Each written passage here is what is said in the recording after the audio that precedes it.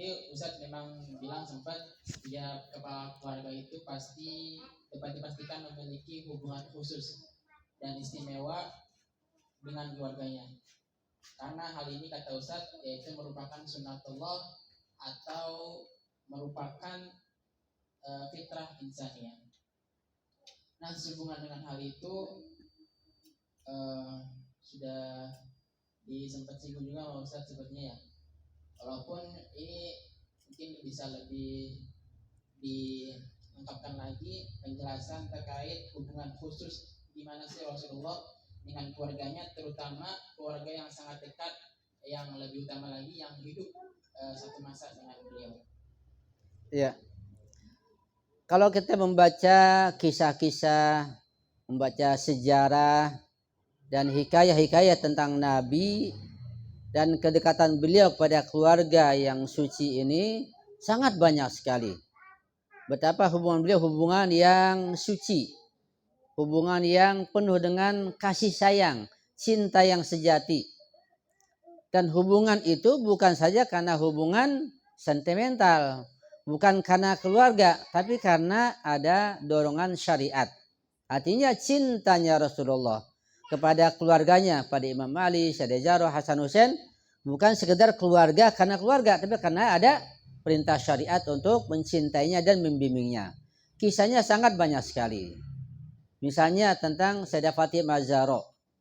Setiap Az-Zahra alaihissalam datang ke tempat Rasulullah, Rasulullah berdiri, mendudukkan di tempat beliau, menghormatinya, dan luar biasa kedudukannya yang tidak pernah dilakukan oleh siapapun. Seorang ayah menghormati anak putrinya begitu tinggi. Apalagi seorang putri ini mendapatkan titel dari Allah sebagai Sayyidatun Nisa'il Alamin. Ibunya Sayyidah Khadijah Al-Kubra sebagai Sayyidatun Nisa'i Alamiha. Penghulu wanita di masanya. Sayyidah Khadijah seperti Sayyidah Maryam dan juga Sayyidah Asyah. Tapi Az-Zahra satu-satunya wanita sebagai Sayyidatun Nisa'il Alamin dan Sayyidatun Nisa'i Ahlil Jannati Ajma'in. Ini luar biasa. Beliau penghulu seluruh wanita dunia akhirat. Penghulu semua ahli surga wanita ahli surga nanti. Ini Az-Zahra. Sehingga Rasulullah memuji Az-Zahra begitu tingginya. Dan menghormatinya, membimbingnya, dan seterusnya. Tentang Imam Ali, jangan tanya lagi bagaimana kedekatan Rasulullah dengan menantunya.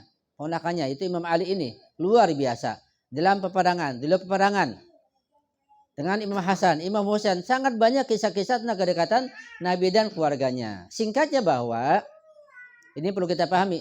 Singkatnya bahwa mustahil seorang Nabi seperti Rasulullah ketika mendapat wahyu langsung disampaikan kepada masyarakat, keluarga ditinggalkan, mungkin enggak?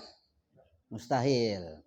Quran menjelaskan tentang ayat-ayat akribah ahlul bait dan ayat-ayat tentang solat, perintahkan solat, ya, wa atizal qurba haqqau dan seterusnya. Hadis-hadis sangat banyak. Hikayah sejarah juga membuktikan bahwa Nabi itu setiap kali menerima wahyu, ajaran syariat ke keluarganya dulu, baru ke orang lain. Itu sudah pasti, sangat jelas. Semua menerimanya, tidak ada yang menolak. Sehingga dapat dikatakan dengan penuh keyakinan bahwa orang yang paling lebih dulu dapat ajaran dari Nabi adalah keluarganya dulu. Yaitu Sayyidina Ali, Imam Ali, Sayyidah Zahra, Imam Hasan, Imam Husain ini lebih dulu. Dan bisa dikatakan mereka yang lebih pandai, lebih alim, lebih tahu daripada yang lainnya. Bahkan betapa banyaknya syariat dan penjelasan dari Rasulullah yang tidak Nabi sampaikan kepada selain keluarga ini. Karena menyangkut kedudukan mereka, menyangkut ketinggian dan derajat ilmu mereka. Jadi kalau kita menerima Rasulullah pasti menerima keluarga yang mulia ini. Itu kisah tentang kedekatan Nabi dan keluarga ini. Apalagi kita baca Al-Quran. Di surat Al-Insan bagaimana kisahnya tentang Nabi memerintah kepada Imam Ali dan Az-Zahra untuk nazar ketika Hasan Husain sakit.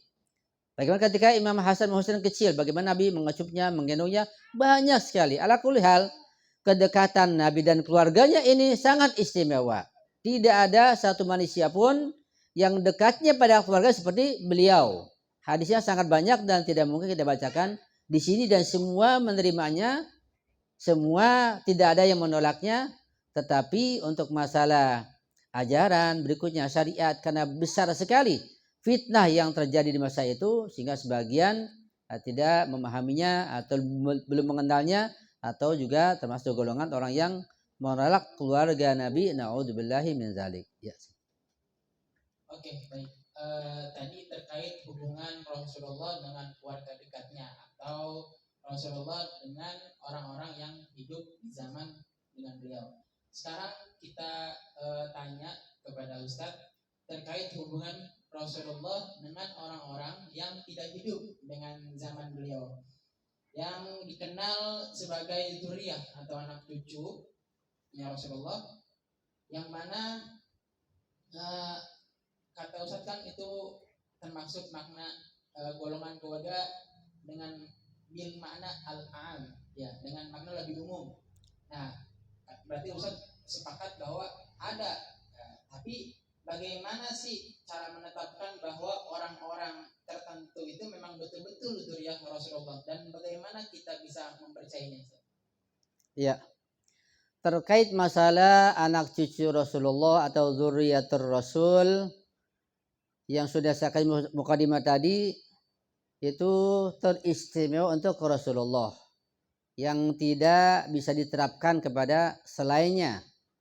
Karena untuk Rasulullah dzurriyyahnya dan keturunan itu dari keturunan Sayyidah Fatimah Az-Zahra, dari jalur putri Rasulullah, bukan dari jalur putra. Karena putra Rasulullah meninggal dunia semua, seperti Abdullah dan Qasim, ya, sehingga tidak ada putra Rasulullah. Karena hikmah tertentu, ya, yang bisa antum baca hikmah kenapa beliau tidak memiliki putra. Dan ketika kedua putra Rasulullah meninggal dunia, maka kaum munafikin dan kaum kafirin menghembuskan fitnah dan caci serta hinaan kepada Rasulullah yang mengatakan bahwa Muhammad ini adalah abtar, enggak punya anak, putus keturunannya. Yang ada Azhar perempuan, dikatakan terputus begitu. Karena penghinaan begitu menyakiti Rasulullah, dan mereka dengan penghinaan itu ingin menghanguskan, ingin menghancurkan Islam dari dasar-dasarnya. Nah, turunlah ayat surat Al-Kautsar. Inna a'tayna kal kautsar. Itu langsung dari Allah. Inna, kami kata Allah, menggunakan domir inna sebagai penghormatan kepada Rasulullah. Inna a'tainaka, kami yang berikan kamu ya Rasulullah Al-Kautsar. Tentang makna Kautsar banyak sekali. Nah, singkatnya bahwa Al-Kautsar adalah nikmat yang sangat banyak, nikmat yang melimpah, baik nikmat maknawiyah, nikmat non materi atau nikmat immateri, dan nikmat materi. Nikmat maknawiyah, nikmat non materi, nikmat apa? Nikmat nubuwah, nikmat risalah, nikmat ilmu pengetahuan dan sebagainya. Ini nikmat-nikmat yang berupa non materi. Ini termasuk juga Al-Kautsar. Nikmat materi banyak, nikmat makan, minum, keluarga termasuk juga. Jadi otomatis dzurriyyah, keluarga dan lainnya ini termasuk termasuk Al-Kautsar, nikmat yang sangat banyak. Apalagi terkait dengan hinaan, caci maki, fitnah dari seseorang yang mengatakan Nabi terputus keluarganya. Di sini menegaskan bahwa Nabi tidak terputus keluarganya. Karena itu Nabi mengatakan kullu nasabin wa sababin yanqati ila yaumil qiyamah. Semua nasab, semua sebab putus sampai kiamat illa nasabi wa sababi, kecuali nasabku, nasalku dari Az-Zahra tidak terputus. Ini sabda Nabi. Artinya bahwa keluarga Nabi, keturunan Nabi, zuriyah Nabi tidak terputus sampai hari kiamat. Ya. Itu dari jalur ayat Al-Quran surat Al-Kautsar. Jelas. Karena tidak mungkin ada Nabi kemudian menyinggung keluarganya nggak ada. Nggak mungkin. Tidak mungkin keluarga Nabi kalau tidak ada itu disinggung dalam Al-Quran. Sangat jelas. Dalam sebuah tulisan saya katakan bahwa ketika seseorang mengakui bahwa Nabi itu ada dan tidak seorang pun menolak tentang keberadaan Nabi Muhammad, semua menerima. Bahkan tidak seorang pun yang menolak keberadaan keluarga Nabi, Sayyidah Fatimah Zahra, Imam Hasan, Imam Muslim, Imam Ali, semuanya menerima, enggak ada yang menolak. apakah tergambar di benak kita langsung menerima orang yang menerima ini langsung menerima Nabi nggak punya keturunan begitu? Nggak tergambar. Orang biasa kita saja ini, orang biasa, ketika kita mengetahui, oh dia ada suami istri misalnya, oh ada menantunya, ada anaknya, lalu kita percaya, oh dia nggak ada keturunannya langsung begitu, nggak tergambar. Kita kan melacak dulu, mencari dulu, pasti ada keturunannya. Apalagi Nabi dengan adanya Al-Quran, adanya kisah-kisah, ada hadis yang sangat banyak dari Nabi sendiri dan dari jalur Pak Imam Ma'sum yang jelas kesahihannya nggak mungkin dipungkiri, sangat jelas keberadaan dzurriyyah Nabi. Yang berikutnya, bahwa para ulama sejak dulu sampai sekarang mereka menulis buku-buku nasab sangat banyak, baik di kalangan Ahlus Sunnah maupun di kalangan Ahlul Bait, dan mereka orang-orang yang jujur. Kita bisa menerima seseorang, bahkan orang kafir sekalipun, orang musyrik munafik sekalipun menerima orang yang jujur, walaupun tanpa dalil yang lebih detail. Ketika Nabi sangat jujur, orang kafir menerima, orang musyrik menerima, gitu. Tapi karena kepentingan tidak menerima syariatnya. Nah, ketika orang jujur ini dari Rasulullah, para imam ma'asum semuanya sangat banyak ini, dan para ulama berikut, para marji menjelaskan adanya dzurriyyah, maka kita menolaknya nggak mungkin. Ini sebagai tanda bahwa betul-betul telah terdapat adanya dzurriyyatur Rasul sebagai dalil yang berikutnya. Dan kita lihat bahwa banyak dzurriyyatur Rasul yang memiliki kedudukan yang tinggi di masyarakat di seluruh dunia, yaitu para ulama. Nggak usah yang jauh, yang dekat katakanlah contoh yang sangat dekat, misalnya ada Ayatullah Mar'asyi Najafi, dikenal ya, baik di kalangan ahli sunnah yang di Irak, di Iran, di Lebanon maupun di tempat yang lain. Beliau ulama yang sangat besar dan ahli nasab. Saya katakan beliau ahli nasab dan punya buku nasab. Dan beliau nggak punya kepentingan, bahkan dia sangat sederhana. Bahkan dalam kisah beliau nggak bisa pergi haji. Karena uangnya ditampung itu bukan punya dia amanat buat orang, dia ambil untuk dia jual sesuatu buat makannya. Sehingga setelah dia nggak pergi haji, secara maknawi ya ruhiyah kita nggak tahu. Gitu. Saking sederhananya dan saking jujurnya. Terbukti sekarang pustakanya terbesar di dunia, mungkin yang kedua, punya buku nasab. Dan banyak kisah yang lain, nanti mungkin bisa kita sampaikan. Tentang dzurriyyah Nabi, para sadat, seperti misalnya Imam Khomeini, kurang apa lagi? Orang semua dunia mencari kesalahan imam, tidak ada, enggak ditemukan. Imam Khomeini. Keberaniannya tidak ada duanya. Kalau enggak beliau, maka Salman Rushdie sudah didukung oleh Amerika dan Zionis serta Inggris akan menghancurkan, mengacak-acak Islam dan Muslimin. Ada Imam Khomeini, bunuh Salman Rushdie. Siapa yang enggak mengenal Imam Khomeini? Ini salah seorang dzurriyyatur Rasul, mau diingkari. Siapa yang berani mengingkari? Enggak ada. Sekarang pelanjutnya Imam Ali Khamenei dari keturunan Al-Husaini. Beliau betapa lembutnya, sangat sayang pada anak muda, pada remaja. Saya kemarin mendengar ada seorang penceramah mengatakan orang-orang Syiah ini mereka keras-keras karena dari jalur Husain yang revolusioner.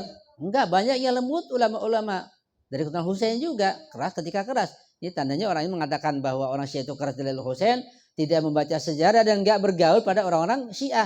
Bergaul dulu, ngomong dulu, bicara, dialog, baru mengatakan apa pendapatnya, sehingga tahu, sehingga pendapatnya tidak ngawur gitu. Jadi ala kulli hal bahwa dzurriyyatur Rasul dimanapun berada dan mereka tersebar di seluruh dunia itu ada jelas dan tidak mungkin bisa dipungkiri. Yang memungkiri karena punya kepentingan sendiri dan punya dalil yang nggak punya dalil yang kuat, nggak punya argumen yang kuat, hanya mengada-ngada saja.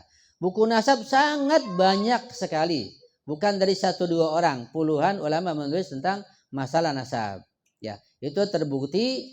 Misalnya kalau kita ke negara lain disebut sadat bukan habaib. Mereka tersebar karena adanya tekanan, adanya ancaman dari Bani Abbasiyah serta Bani Umayyah, Bani Asabiyah pada keturunan Nabi. Mereka juga menolak untuk memberikan humus, ditekan-tekan. Nah, mereka keluar, ada yang ke Indonesia, ke Malaysia, ke tempat yang lain, tersebarlah dzurriyyah ini. Sehingga kalau antum di Iran bukan Habib tapi Sadat, mereka juga dihormati dan mereka terkenal. Tidak ada yang mengingkari, sangat jelas, sangat gamblang. Itu tidak ada yang mengingkari. Dan orang-orang yang berusaha mengingkari dzurriyyatur Rasul dan mengajak orang untuk mengingkari, yang diajak itu juga tidak menerima dalam hatinya, sangat jelas. Ini berkaitan masalah masalah fitrah, masalah kegamblangan. Jadi dalil-dalil itu sangat banyak tentang bahwa keluarga Nabi yang dekat sudah kita jelaskan ada. Imam Ali, Imam Hasan, Imam Husain, Az-Zahra yang sangat dekat. Yang lebih jauh, Imam 12 ada, otomatis keturunannya pasti ada.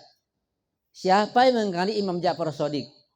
Apakah imam dari imam ahli sunnah, Imam Syafi'i, Hanafi, Maliki, Hambali dan yang lainnya mengingkari Imam Ja'far Shadiq? Tidak ada. Beliau dzurriyyatul Rasul. Dia punya keturunan. Siapa yang mengingkari? Dari sini terputus, ini abad keberapa? Bagi imam-imam yang setelahnya. Jadi yang mengingkari terputusnya dzurriyyatul Rasul itu mengada-ngada, dibuat sengaja ilmiah, dan nanti naudzubillah Allah yang akan menghakimi kalau betul-betul adanya kedengkian. Kita nggak boleh menengki siapapun, apalagi dzurriyyatul Rasul pada tempatnya masing-masing. Ini pembahasan masih secara global tentunya.